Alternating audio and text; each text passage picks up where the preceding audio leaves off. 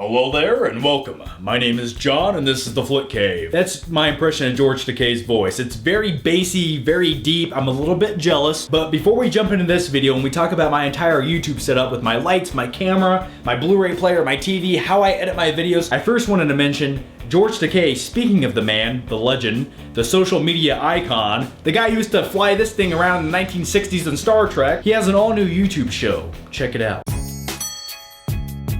Welcome to Takei's Take, a new show about what I know best, the internet. You may know me from Facebook. Now I'm trying out YouTube. Oh my. So if you want to know what George Takei thinks about Google Glass and the latest internet trends, watch and find out. Click the annotation right there to subscribe to Takei's Take and catch every new episode. Okay, now it's time to talk about how I make YouTube videos. I get questions all the time. John, what kind of TV do you have? How do you light your videos? What kind of camera do you use? So now I'm going to answer all those questions, and first I will say I have an LG plasma screen TV. In my opinion, plasma is the only way to go when you're going to watch movies. If you're a movie home theater enthusiast, plasma is the ticket. If you have an LCD or LED, that's fine, that's cool, but I can't watch movies on them. I always nitpick every little imperfection I see, so I have an LG plasma. It's a 50-inch.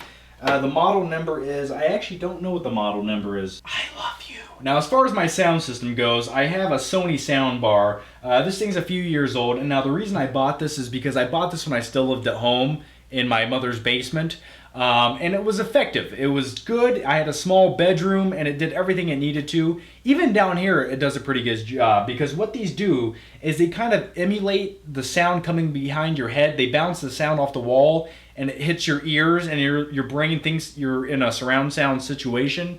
It works sometimes, but nothing will ever compare to like a 5.1 surround sound system. I agree. But the thing I really do enjoy about this surround sound is it has a huge subwoofer over here. And this thing, I have no complaints. This thing, whenever there's gunshots, explosions going on in movies, my whole, the Flick Cave is rattling. So that's really cool. And as far as the Blu-ray player goes, it's been a long day. I'm just gonna lay down as I talk to you. How's that? As far as Blu-ray players go, wow, this is professional. I have a Sony Blu-ray player, and I don't know, when I first started to get into my home theater system, I was all about Sony, until I bought one of their LED TVs, and it was the worst thing I've ever seen. But this Blu-ray player has treated me pretty good, even though every once in a while I hear it making a weird humming noise, like it's getting angry at me. And it's probably full of dust and debris by now, but it does a pretty good job.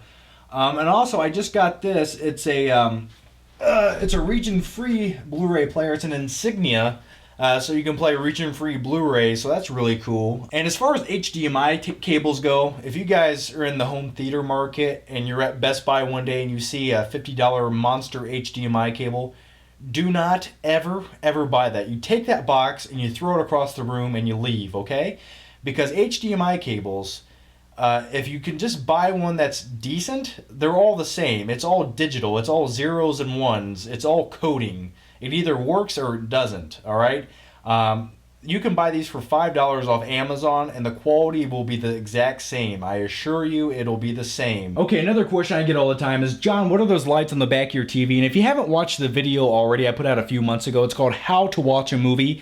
I'll put a link down below. Definitely check that out. It's probably one of my favorite videos I've ever done. Or if you want to get really crazy, you can put it on disco mode, have a seizure, and then dance all night till the sun comes up. Now, as far as lighting goes, I'm very particular. You know, a few months back, I actually bought some softbox lights, and these have been lifesavers. I have two of them. There's the other one. And before this, I was using like a little Walmart light. They had like 5 little lights on it. I'll show you when we go upstairs, when I show you my editing. But these lights are really awesome. You know, they make your videos just look that much better. They evenly light you up. They have a few settings on there. So there's the low setting and there's the high. Okay, I told you guys I'm all about lighting and ambiance. I like setting the mood, the tone. I don't like boring white walls in my videos, okay?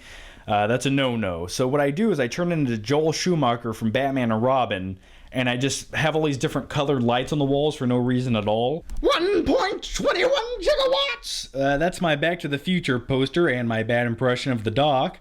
You know, that poster right there really just look how fun that looks. And you have the DeLorean right there, but what they did is they try to like fade it out so it looks more like a spacecraft on the poster to get audiences in there thinking it's something else besides a DeLorean. Because if you look closely right there, like they just went right over the tire and everything. Like that doesn't even look anything like the car in the movie, but that's okay. It's Back to the Future. So yeah, that's pretty much the Flick Cave. Now let's go upstairs and I'll show you what I edit my videos on, and it's a painstaking process. Let's go. Water bottles. I don't know. Why do I have so many? I don't know. I get dehydrated.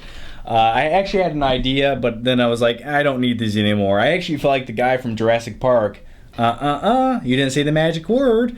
So anyway, I'm up here in the blue room. It's been a while since we've been here. This is where I edit all of my videos. This is where the magic happens, so to speak.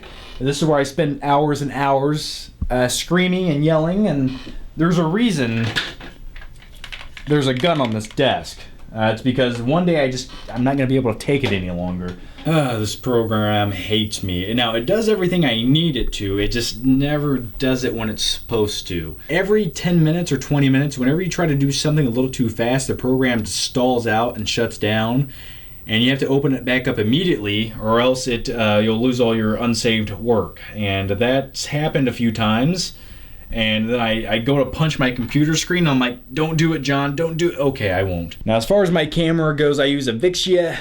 I use a speech impediment. I use a Vixia HFG10, and it has a manual focus on it, so you can do things like this. And it just makes your shots look a little bit better. And the thing is, that's the feature I wanted most. Now, real quick, I'm just going to try this out because I haven't done it yet. This camera also has cinema mode. It shoots in 24 frames per second. Does it look more like a movie right now? Do I look like I'm actually using film to shoot? Let's check out some of the other filters. Come on, Johnny, the coppers are coming. Gee whiz, pal, bring your damn and let's go.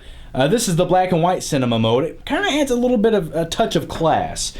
So anyway, guys, that's kind of the brief summary of all the questions I've had. How do I make my YouTube videos, my setup, all that fun stuff.